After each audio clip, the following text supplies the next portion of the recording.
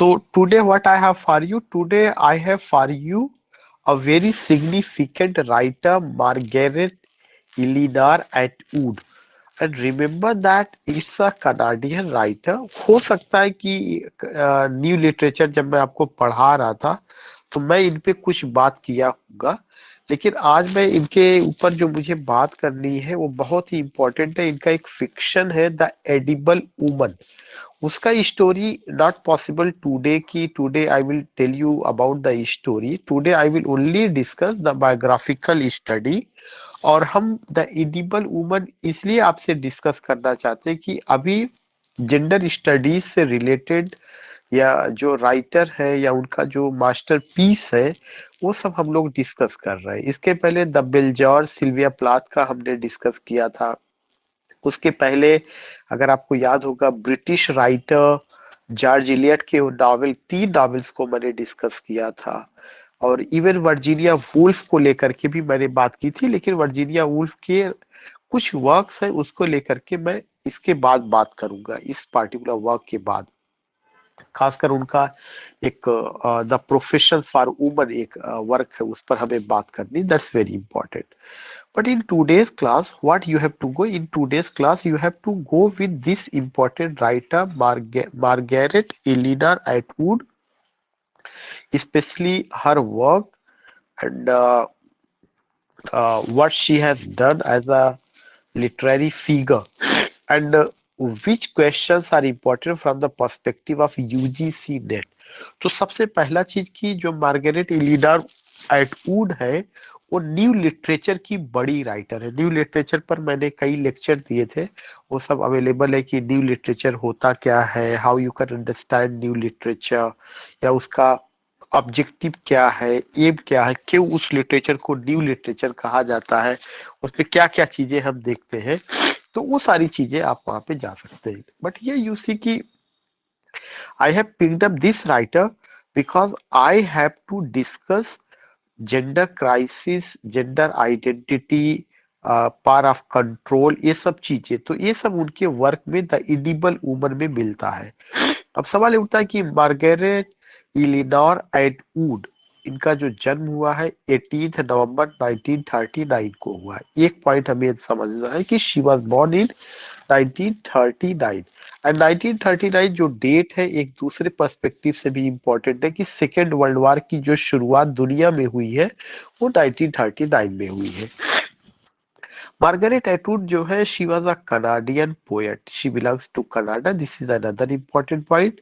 और वो उनका रोल किस पे रहा है, वो पोएट रही है, नॉवेलिस्ट रही है, लिटरेरी क्रिटिक रही है, एसेइस्ट है, टीचर है, इन्वायरमेंटल एक्टिविस्ट है एंड इन्वेंटर है। So many words you see here कि जो आपकी ये राइटर है Margaret Eleanor Atwood, she was what, she was a poet, novelist, literary critic, essayist, teacher, environmental activist, inventor, all these things.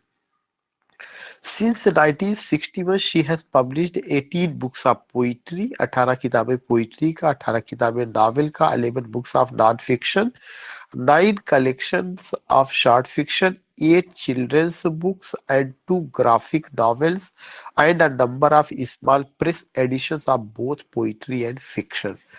So जो एक बहुत important point है वो बहुत इंपॉर्टेंट पॉइंट ये है कि what we have to do, हमें जो है जो सबसे इंपॉर्टेंट काम करना है वो ये चीज करना है कि दो चीजें, she belongs to Canada, number one point, and she was born on 18 November 1939। इसके अलावा जितनी और भी चीजें हैं वो थोड़ी थोड़ी बस ऐसी ध्यान में रखिएगा कि पोएट है, नॉवलिस्ट है, लिटरेरी क्रिटिक है, इन्वायरमेंटल एक्टिविस्ट है।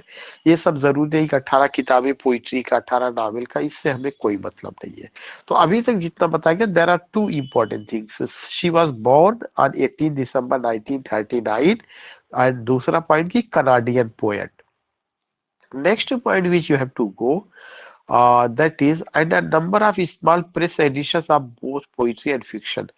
Atwood has won numerous awards and honors for her writing, including 2 Booker Prizes ये एक बहुत इंपॉर्टेंट पॉइंट है। इनको जो है 2 बार बुकर प्राइज मिला हुआ। बुकर प्राइज बड़ा प्राइज होता है, therefore we have to remember कि किस डेट में उनको बुकर प्राइज मिला हुआ था। She got Booker prize 2 times, twice, 2 बार उनको बुकर प्राइज मिला है।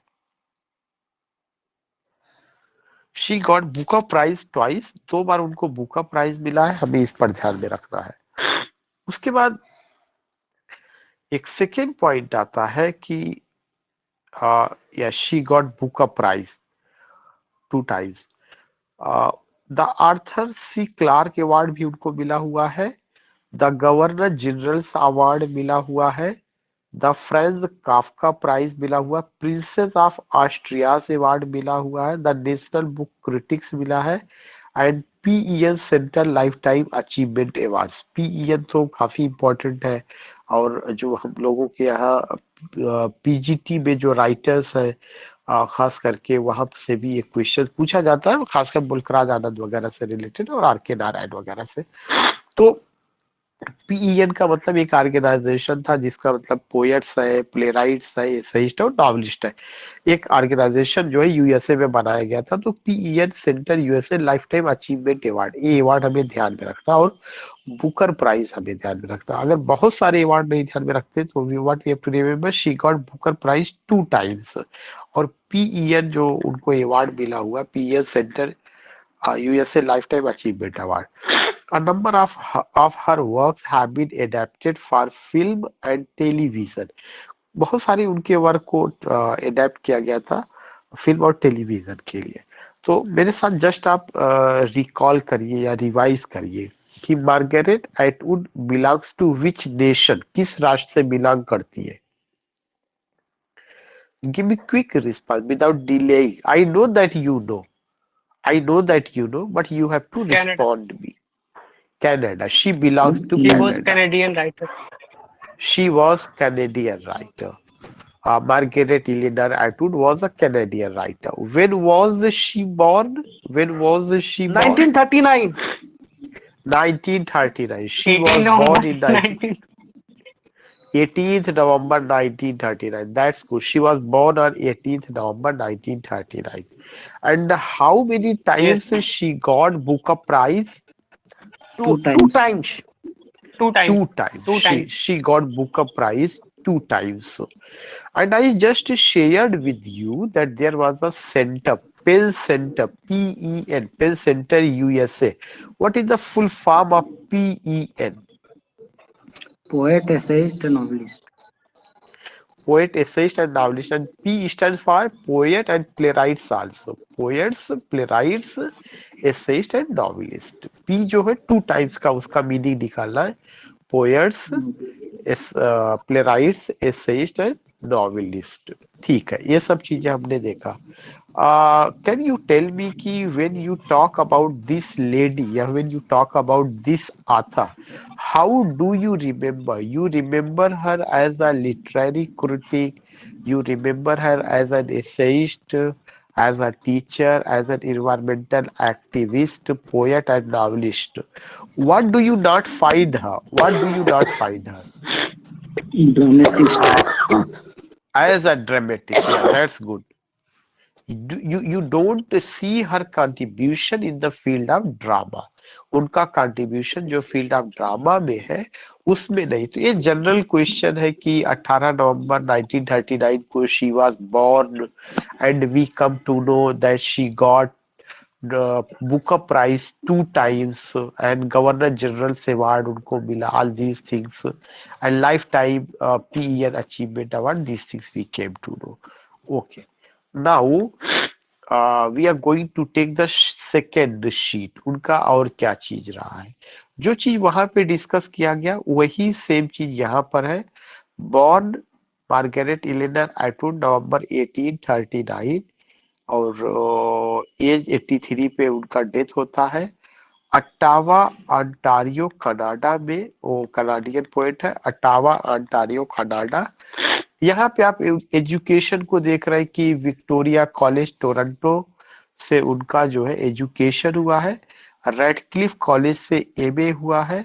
उनका जो वर्क का शुरुआत होता है 1961 के बाद होता है, जिस तरह के वर्क उन्होंने लिखा है वो किस तरह का जानरा क्या रहा, उनका जो जानरा है historical fiction, speculative fiction, climate fiction, जिसमें जो क्लाइमेट फिक्शन है डायस्टोपियन फिक्शन, ये बहुत इंपॉर्टेंट है।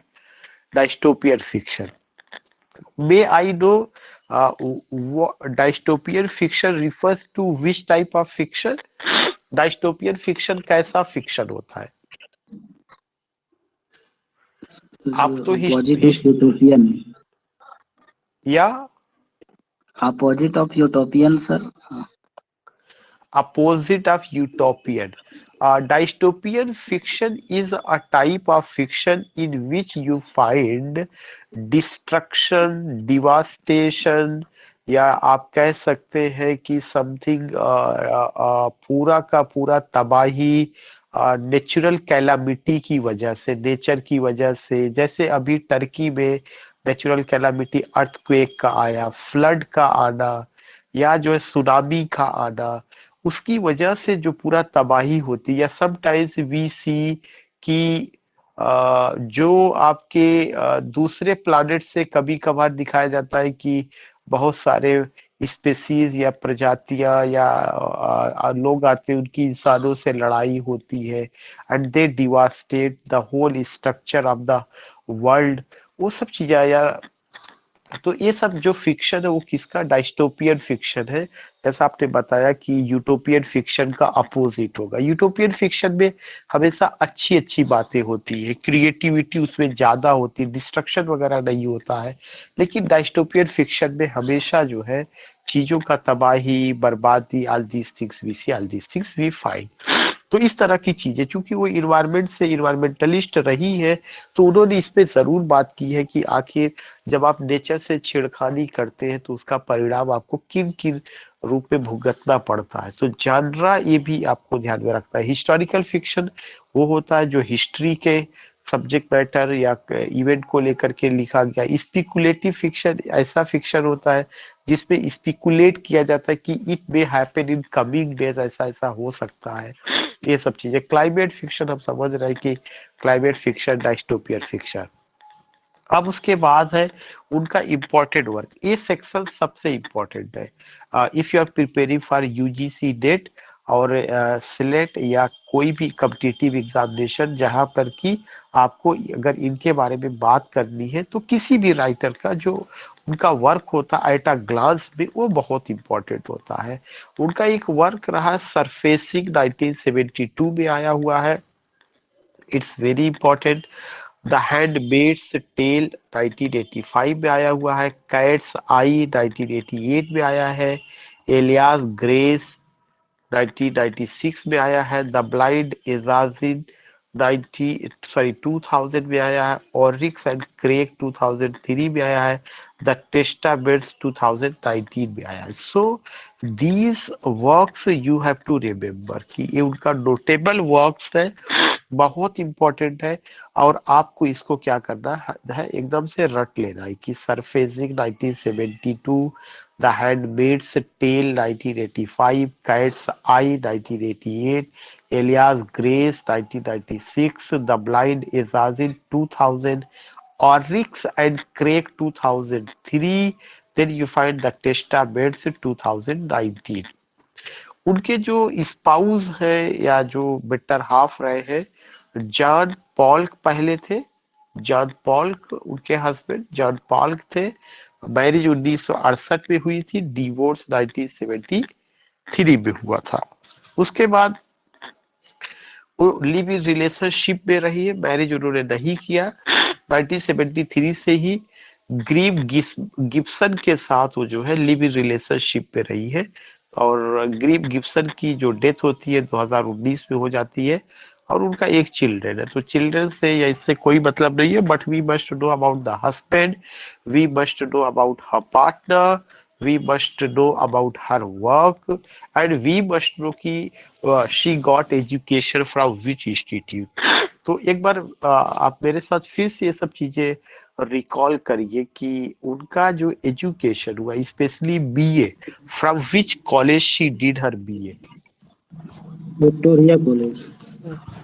विक्टोरिया कॉलेज टोरंटो, ठीक है, Victoria College Toronto. And her MA Radcliffe College. Radcliffe College से उनका एमए हुआ। उनका जो लिटरेरी करियर शुरू होता है क्या कौन सा ईयर था? 1961।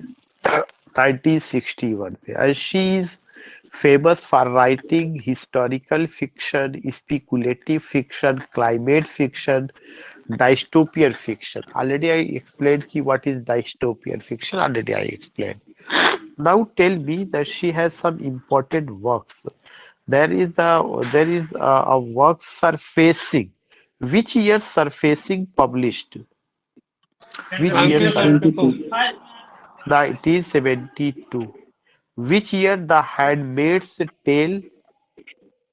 1985। 1985. 1985. Which year Cat's Eye? 1988। 1985. 1988. 1988. Elias Grace? 1996। 1996. 1996. The Blind Assassin? 2000। 2000. 2000. Oryx? Yeah, Oryx and Prey? 2003. 2003। 2003. 2003. The Testament? 2019। 2019. And what was the name of her spouse? Gym pock. Jim Polk. Jim Polk. The name of her spouse was Jim Polk, and her partner was Greamy Gibson. So, in this way, you came to know about her spouse, her partner, and her notable works, genre, period, education, and birth. This was a second sheet, a second slide, you can say. Now, just sharing with you, ये एक बहुत important point है जो उनके पूरे work को लेकर के बात करता है कि उनके पूरे वर्क में किस तरह का थीम है, किस तरह का सब्जेक्ट मैटर ले करके उन्होंने लिखा। Atwood's works encompass a variety of themes including gender and identity. This is why I have taken this writer कि जो एटूड है उनका जो वर्क है उसमें बहुत सारा थीम्स है, लेकिन एक थीम है जेंडर एंड आइडेंटिटी। क्योंकि अभी तक जितना भी मैं उन्हीं वर्क को डिस्कस कर रहा हूँ जिसमें जेंडर और आइडेंटिटी जिस राइटर के किसी नॉवेल में, जो बड़े राइटर है अगर उनका कोई वर्क है तो जिसमें सब चीजें नजर आ रही, तो I am discussing with you कि how do you find gender issues, gender challenges, gender gap or gender problem, and how do you see कि by using a particular system, patriarchy or power, how पुरुष और patriarchy और male controls women. तो gender और identity एक important theme रहा है आपको इस पार्टिकुलर थीम के साथ। दूसरा थीम है religion and myth, religion and myth दूसरा थीम है। तीसरा थीम है the power of language, climate change and power politics. The power of language, climate change and power politics. Power politics भी बहुत इंपॉर्टेंट रहा है। और साथ ही साथ क्या, क्लाइमेट चेंज को लेकर के, जो क्लाइमेट चेंज है वही डायस्टोपियन नॉवेल का उनका जानरा, जो भी क्लाइमेट चेंज को जो भी लेके उन्होंने लिखा हुआ है वह डायस्टोपियन नॉवेल के अंतर्गत आता है। क्यों? कारण है कि वह एक एक्टिविस्ट थी जो इन्वायरमेंट से जुड़ी हुई थी। तो when ever you talk about this lady you must go with these basic points. और वो बेसिक पॉइंट क्या है? उनके वर्क में जेंडर एंड आइडेंटिटी है, रिलीजन एंड मिथ है, द पावर ऑफ लैंग्वेज है, क्लाइमेट चेंज है, पावर पॉलिटिक्स है। लेकिन हम अपनी क्लास में जो डिस्कस करेंगे केवल एक थीम को लेके डिस्कस करेंगे, वो है जेंडर एंड आइडेंटिटी, यानी कल की क्लास में जब हम बात करेंगे तब। उसके बाद है कि many of her poems are inspired by myths and fairy tales which interested her from a very early age. बहुत सारा उनका ऐसा पोएम्स है जो इंस्पायर हुआ है मिथ से और फेरी टेल से, विच इंटरेस्टेड है from a very early age. Atwood is founder of the Griffin Poetry Prize. It's a very important question. जो उन्होंने खुद फाउंडर मेंबर नहीं बल्कि फाउंड किया हुआ है. She laid down the foundation of Griffin Poetry Prize. अगर कभी भी क्वेश्चन आता है कि ग्रिफिन पोइट्री प्राइज को किसने उसको किया हुआ था, दैट इज एटवुड. दूसरा है उन्होंने फाउंड किया था राइटर्स ट्रस्ट ऑफ कनाडा. ये दूसरा उनका Writers' Trust of Canada. She is also a senior fellow of Massey College Toronto. Massey College Toronto में उन्होंने पढ़ाया है. She is the inventor of the long pen device and associated technologies that facilitate remote robotic writing of documents. और इसके अलावा वो inventor भी रही लॉन्ग पेन डिवाइस का, टेक्नोलॉजी से जुड़ा हुआ. कोई ये होगा LongPen device. This is so ये शीट जो है बहुत इंपॉर्टेंट है. जैसे उनका वर्क का इंपॉर्टेंट रहा है, ऐसे ये भी शीट बहुत इंपॉर्टेंट है जिसमें आप उनके थीम को लेकर के जानते हैं. तो I just want to know कि what type of theme has been picked up, has been taken by this writer to write her works. क्या क्या थीम रहा है? Gender and identity, religion and myth, Religion, power myth, the power of power of language, language, change climate, climate change, and power power, And politics. power politics, yes. And who laid down the foundation of the Griffin Poetry Prize? Who laid down the foundation of? Atwood, Atwood. या मार्गेरेट Atwood ने उसको किया था. मार्गेरेट Atwood ने उसको. The writers Trust of Canada, Margaret the Atwood. Same writer. Margaret Atwood. या. And can you tell me ki she was a senior fellow in a college? What was the name of that college?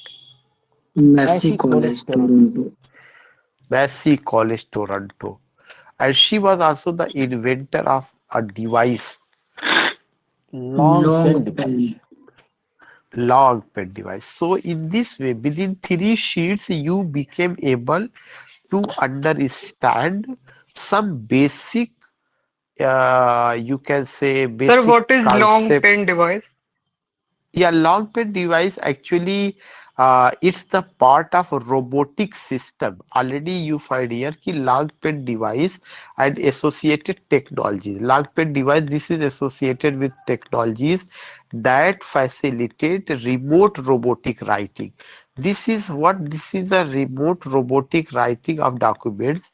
And here you can get कि जो उस field का है वो उस बात को ज्यादा बेहतर समझा सकता है. क्योंकि हम लोग जो है लॉन्ग पेन को we are only getting, we don't know how does it function या what is the use of long pen, but we here get कि it's a remote robotic writing of documents. You can just get this particular point, remote robotic writing of documents. और यह एक device रहा. जैसे अगर हमारा mobile है उसमें तमाम डिवाइसेस होते हैं, तब जा करके इलेक्ट्रॉनिक गैजेट या इलेक्ट्रॉनिक डिवाइसेस तमाम होते हैं, उनमें से एक आपका मोबाइल फोन है. तो वो जो है क्या करता है, बहुत सारी चीजें उससे पॉसिबल है. आपका बैंक भी उससे चल रहा है, आपका लेक्चर भी उससे चल रहा है, आपका जितना सारा चीज है, बहुत सारा चीज इसने खत्म किया तब ये इसका अवतार हुआ. जैसे इसने रेडियो खत्म किया, टेलीविजन खत्म किया, और मुझे लगता है आने वाले दिनों में कंप्यूटर को हो सकता है खत्म कर दे, जिस हिसाब से एक इसका अपना चल रहा है. तो बहुत सारी चीजें इसने, बहुत सारे कल्चर को डिस्टर्ब करके नए कल्चर की शक्ल में आया. लोगों का जो राइटर लेटर लिखने का पैटर्न होता था वो खत्म हुआ. दिस मैनुअल चीजें जो होती थी, अब तो सब चीजें. सो यह एक रिमोट रोबोटिक राइटिंग का एक कॉन्सेप्ट है, टेक्नोलॉजी से जुड़ा हुआ है. But how does it function, क्योंकि वो मेरा फील्ड नहीं है, मैं उसमें वो नहीं बता सकता हूँ. लेकिन इतना हमें पता है कि उन्होंने इस पार्टिकुलर चीज को इन्वेंट किया था जो वो इसमें है. बाकी इफ यू गो तो लॉन्ग पेन अगर आप डालेंगे तो गूगल वगैरह पे आपको या किसी यूट्यूब पे कोई लेक्चर पढ़ा होगा, वहां से आपको और आसानी से समझ में आ जाएगा. नाउ हियर यू सी कि जो उनको अवार्ड मिला हुआ था, यह एक लिस्ट है जो मैं आपके साथ चल रहा हूँ, मैं नहीं कहता सारे अवार्ड इंपॉर्टेंट है, लेकिन कुछ अवार्ड पर मैं टिक करूंगा, वो हमें समझना किस ईयर में उनको ये मिला हुआ था। Atwood holds numerous honorary degrees from various institutions, including the Sorbonne, NUI, Galway, as well as Oxford and Cambridge universities. उनको जो अवार्ड्स मिला हुआ है, एक तो हमें ध्यान में रखना है गवर्नर जनरल अवार्ड 1966 1985 में। गवर्नर जनरल अवार्ड भी 2 बार मिला हुआ है, 1966 और 1985 में। इस डेट को ध्यान में रखना है। उसके बाद एक और जो आपको ध्यान में रखना है, Los Angeles time fiction award 1986 में। नेक्स्ट है American humanist association humanist of the year 1987 में।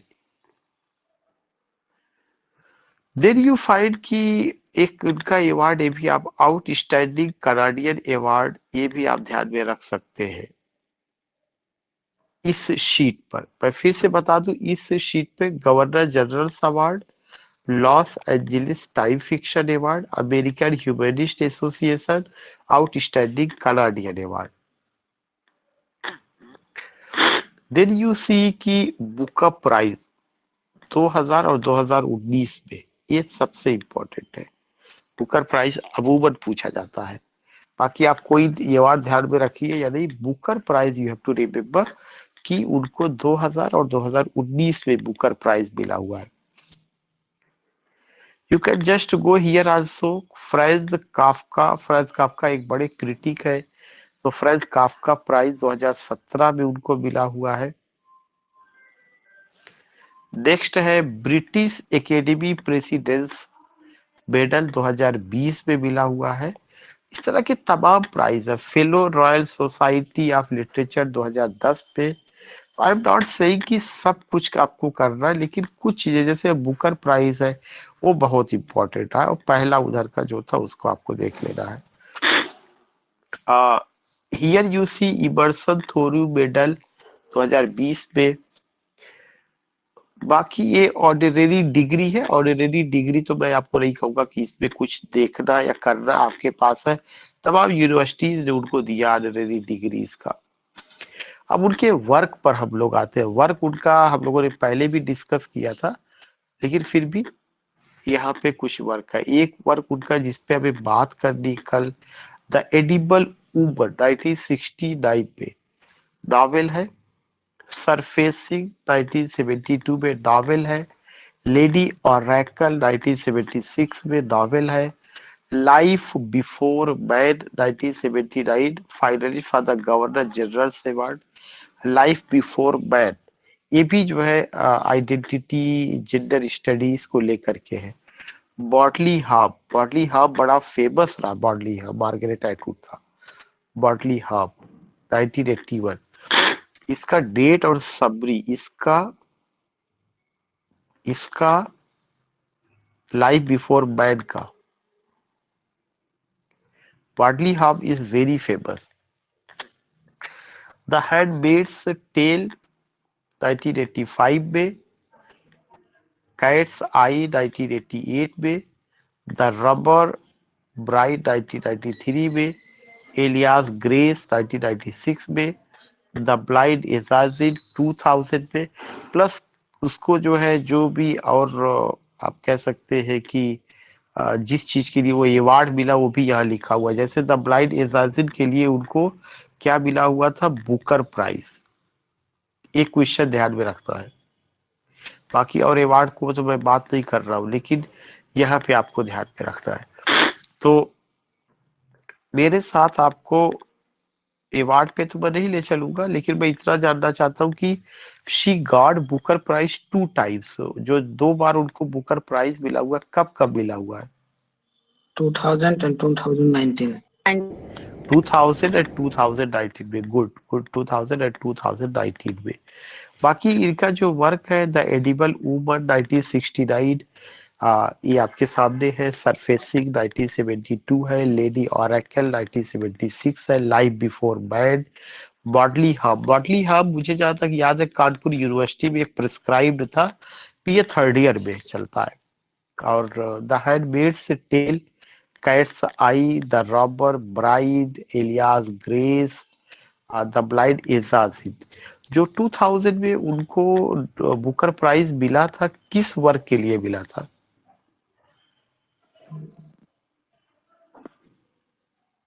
द ब्लाइंड असैसिन के लिए।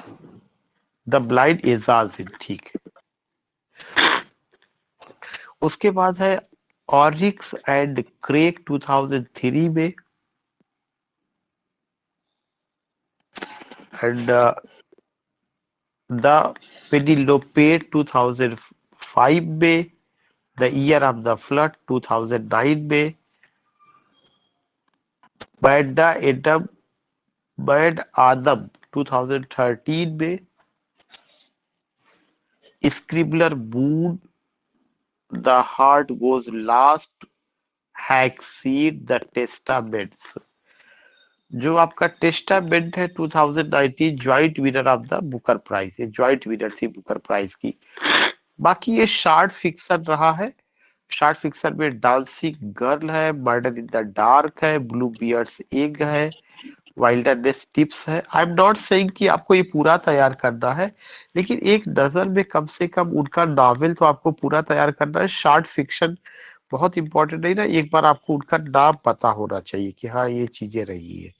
गुड बोल्स रहा है, good bones and simple murder, all these thing, moral disorder, poetry का collection, double Persephone, the circle game, expedition, speeches for doctor Frankenstein, the animals in that country, the journals of Susanna Moodie, procedures for underground, power politics, you are happy, power politics को जरूर ध्यान में रख लीजिएगा, you are happy, true stories, love song of terminator, snake poems, ये सब उनका poems रहा है।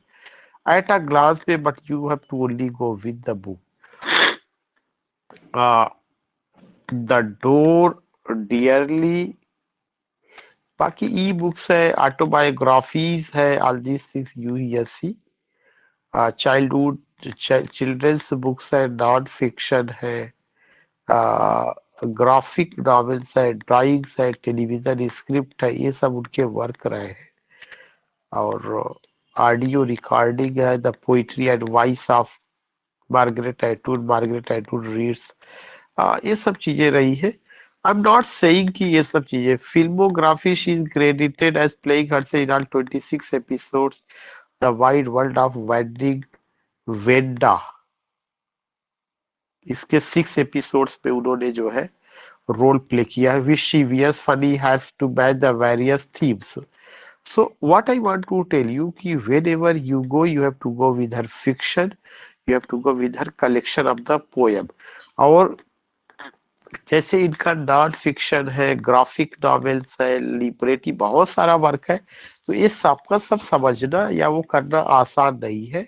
लेकिन इधर हम लोगों ने जो बात किया था थोड़ा सा उनके कलेक्शन ऑफ द पोयम को लेकर के, जैसे इस पे यहाँ पे रहा है, या इस तरह के उनके वर्क जो फिक्शन रहे हैं, शार्ट फिक्शन रहे हैं, और कलेक्शन ऑफ द पोयम रहा है, उस पर हमें ध्यान में रखना है। तो आई हैव डन कि आज की क्लास में मैंने आपको ये बताया कि if you are just going to study about this writer, खास करके हो सकता है कि हम इसके 3 नावल को ले, द एडिबल वुमन को बात करें, बॉडली हार्म को लेकर के मैं बात करूं, और लाइफ बिफोर मैन, इसको हो सकता है मैं लेकर के बात करूं। तो अगर मैं इन पर बात करूंगा तो आपको और समझ में आएगा कि व्हाई आई हैव टेकन या व्हाट आई वांट टू से। बाकी आपको एक नजर में इन सब चीजों को लेकर के बात करना है, ये 3 काफी इंपॉर्टेंट है।